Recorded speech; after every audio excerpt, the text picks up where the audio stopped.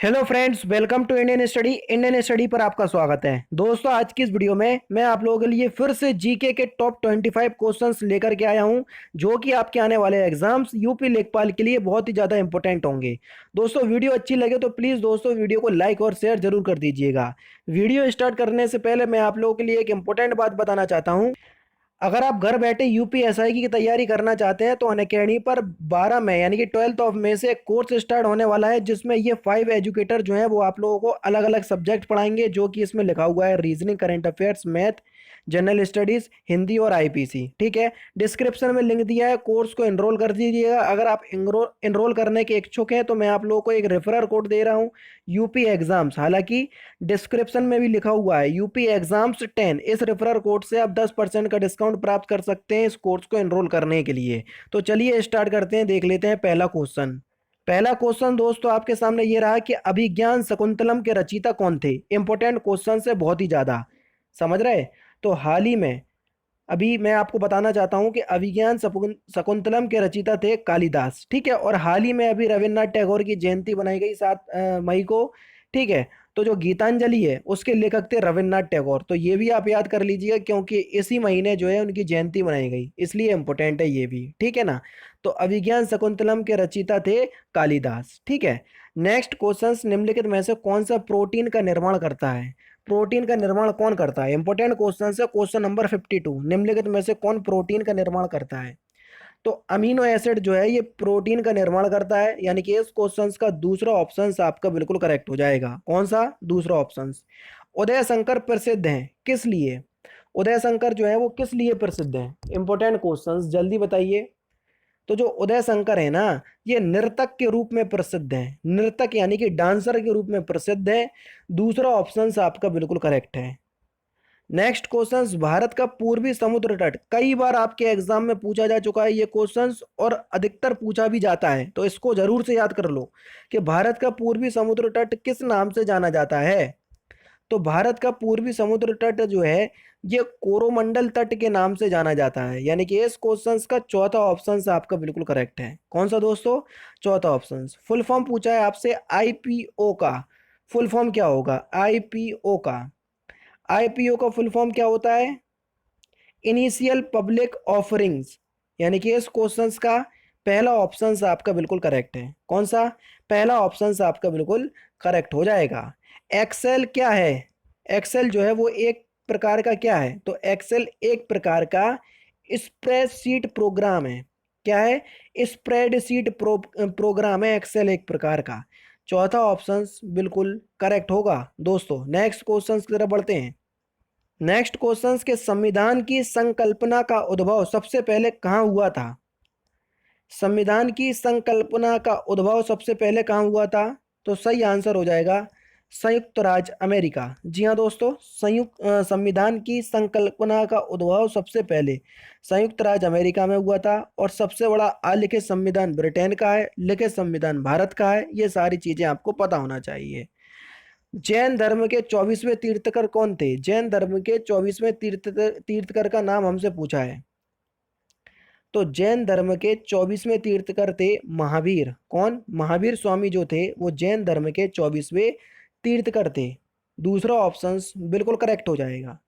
Next question आपके सामने ये रहा कि सर्वाधिक सक्रिय ज्वालामुखी कहाँ पाए जाते हैं? इंपॉर्टेंट क्वेश्चन है। सर्वाधिक सक्रिय ज्वालामुखी कहाँ पाए जाते हैं? 59 का सही आंसर बताओ। तो सर्वाधिक सक्रिय ज्वालामुखी जो है प्रशांत महासागर के तटीय भाग में पाए जाते हैं। दूसरा ऑप्शन बिल्कुल करेक्ट है। और भारत का एकमात्र सक्रिय ज्वालामुखी कौन सा है? आप लोग कमेंट बॉक्स में बताना, मुझे उम्मीद है कि आप लोग बता पाएंगे। तो आज का क्वेश्चन यही है कि भारत का एकमात्र सक्रिय ज्वालामुखी कौन सा है। समझ रहे? एकमात्र है, इसलिए इंपॉर्टेंट है, इसलिए मैंने आपसे पूछा है। तो आज का क्वेश्चन आपने सुन लिया। मुझे उम्मीद है कि आप सभी लोग उस क्वेश्चन का आंसर जरूर देंगे कमेंट बॉक्स में। मिश्रित अर्थव्यवस्था का अर्थ क्या है? मिश्रित अर्थव्यवस्था का अर्थ क्या है? तो मिश्रित अर्थव्यवस्था का अर्थ है जहां राष्ट्रीय अर्थव्यवस्था में सार्वजनिक क्षेत्र के साथ साथ निजी क्षेत्र भी विद्यमान हो। यानी कि इस क्वेश्चन का दूसरा ऑप्शन बिल्कुल करेक्ट है। ठीक है, धनवंतरी पुरस्कार किस क्षेत्र में दिया जाता है? इंपॉर्टेंट क्वेश्चन, जल्दी बताओ। धनवंतरी पुरस्कार किस क्षेत्र में दिया जाता है? तो धन्वंतरी पुरस्कार जो है ये चिकित्सा के क्षेत्र में दिया जाता है। किस क्षेत्र में दोस्तों? चिकित्सा के क्षेत्र में दिया जाता है धन्वंतरी पुरस्कार। तीसरा ऑप्शन बिल्कुल करेक्ट हो जाएगा दोस्तों। नेक्स्ट क्वेश्चन, संसार की छत किसे कहा जाता है? जल्दी बताओ, संसार की छत किसे कहा जाता है? तो संसार की छत जो है ये पामीर के पठार को कहा जाता है। किसे? पामीर के पठार को कहा जाता है संसार की छत। यानी कि इस क्वेश्चन का पहला ऑप्शन बिल्कुल करेक्ट है, पामीर के पठार को संसार की छत कहते हैं। नेक्स्ट क्वेश्चन, विश्व में केले का सबसे ज्यादा उत्पादन करने वाला राज्य कौन सा है? सॉरी, देश कौन सा है? विश्व में केले का सबसे ज्यादा उत्पादन करने वाला देश कौन सा है? तो वह देश कौन सा है? भारत। जी हाँ दोस्तों, भारत जो है वो विश्व में केले का सबसे ज्यादा उत्पादन करने वाला देश है।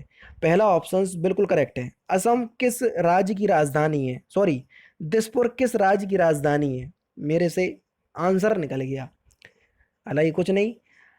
असम की राजधानी क्या है? दिसपुर। यानी कि दूसरा ऑप्शन बिल्कुल करेक्ट है। बिल्कुल सिंपल क्वेश्चन है और ऐसे क्वेश्चंस रेलवे में बहुत बार पूछे गए, समझ रहे? और यूपी पुलिस कांस्टेबल में भी आपके पूछे गए थे, समझ रहे? तो आप ये नहीं समझो कि सरल क्वेश्चन से नहीं आएंगे, आ जाते हैं भैया। अगर आप एनटीपीसी के जो 2016 में एग्जाम हुए थे उसमें उठा करके देख लेना, लक्षद्वीप की राजधानी पूछी थी, समझ रहे? तो ये क्वेश्चंस आ जाते आप लोगों को। नहीं तो आप लोग सोचे कि सरल क्वेश्चंस नहीं आएंगे, नहीं भैया बिल्कुल आते हैं। शौर्य या वीरता के लिए भारत सरकार द्वारा दिए जाने वाला सर्वोच्च सम्मान कौन सा है? तो शौर्य या वीरता के लिए भारत सरकार द्वारा दिए जाने वाला सर्वोच्च सम्मान है परमवीर चक्र। यानी कि चौथा ऑप्शन बिल्कुल करेक्ट है।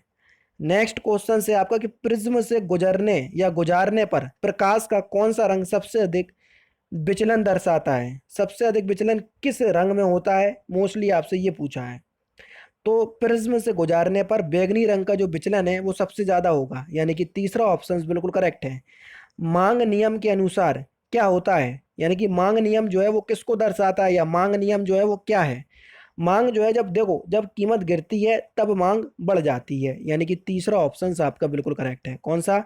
तीसरा ऑप्शन बिल्कुल करेक्ट है। अभी आपसे कह दें कि जो फोर व्हीलर है वो आपको 1 लाख रुपए में मिल रही है, ठीक है? तो आप सभी लोग जानते हैं कीमत गिर गई तो मांग जो है बढ़ जाएगी, यानी कि हर कोई खरीदने के इच्छुक होगा फिर, समझ रहे?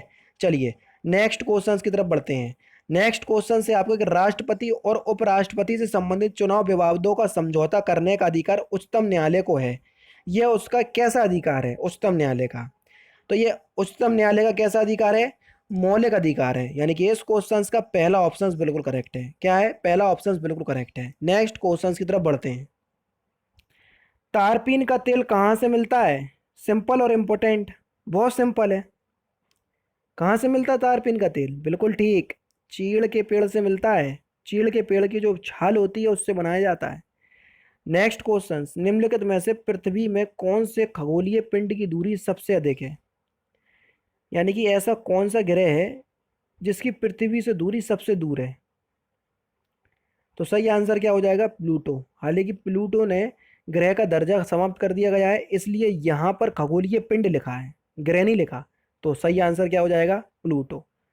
नेक्स्ट क्वेश्चन आपके सामने है कि किस राष्ट्रकूट शासक ने एलोरा के पर्वतों को कटवाकर प्रसिद्ध कैलाश मंदिर का निर्माण करवाया?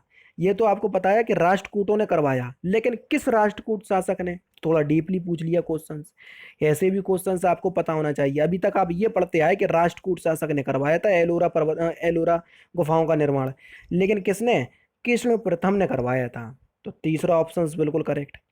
नेक्स्ट क्वेश्चन, निम्नलिखित में से कौन सी विश्व की सबसे लंबी नदी है? देखो, विश्व की सबसे लंबी नदी, तो विश्व की सबसे लंबी नदी है आपकी नील नदी। और यहाँ पर लंबी की जगह अगर चौड़ी चौड़ी लिख देते तो हो जाती है आपकी अमेजन, समझ रहे? तो दोनों में आपका डिफरेंस है, तो उस डिफरेंस के अनुसार आपको आंसर देना है। उत्तरी अमेरिका के पेरी हैं, पेरी जो है वो क्या है? पेरी जो है ना वो घास के मैदान है, वो भी शीतोष्ण घास स्थल। यानी कि चौथा ऑप्शन बिल्कुल करेक्ट है। जिस प्रकार से ऑस्ट्रेलिया में डाउन्स है उसी प्रकार उत्तरी अमेरिका में शीतोष्ण घास के मैदान है पेरी, ठीक है? नेक्स्ट क्वेश्चन, विदेशों को भेजे जाने वाले विभिन्न संसदीय प्रतिनिधि मंडलों के लिए व्यक्तियों का नामांकन निम्नलिखित में से कौन करता है? तो कौन करता है नामांकन? संसदीय कार्य मंत्रालय। तीसरा ऑप्शन बिल्कुल करेक्ट। और लास्ट क्वेश्चन कि भारत की आत्मा गांव में निवास करती है, यह कथन किसका है? तो भारत की आत्मा गांव में निवास करती है, यह कथन जो है ये गांधी जी का है, यानी कि चौथा ऑप्शन आपका बिल्कुल करेक्ट है। तो दोस्तों ये थे 25 इंपॉर्टेंट क्वेश्चंस जो कि आपके आने वाले एग्जाम्स यूपी लेखपाल के लिए बहुत ही ज़्यादा इंपॉर्टेंट हैं। और दोस्तों जो मैंने क्वेश्चंस पूछा है उस क्वेश्चंस का आंसर आप लोग कमेंट बॉक्स में ज़रूर बताना। और अगर आप इस वीडियो की पीडीएफ चाहते हैं तो डिस्क्रिप्शन में टेलीग्राम चैनल का लिंक और व्हाट्सएप ग्रुप का लिंक, दोनों का लिंक दिया है, वहाँ पर ऐड हो जाइए दोनों जगह। वहाँ पर मैं आपको पीडीएफ सेंड करता रहता हूँ, ठीक है। तो दोस्तों फिलहाल की वीडियो में तो सिर्फ इतना ही। अगर आपको वीडियो पसंद आए तो प्लीज़ दोस्तों वीडियो को लाइक कीजिए, शेयर कीजिए और साथ ही साथ हमारे चैनल को सब्सक्राइब करना ना भूलें, क्योंकि मैं रोजाना इसी तरह की वीडियोस आप लोगों के लिए लाता रहता हूँ। नमस्कार दोस्तों, जय हिंद, जय भारत।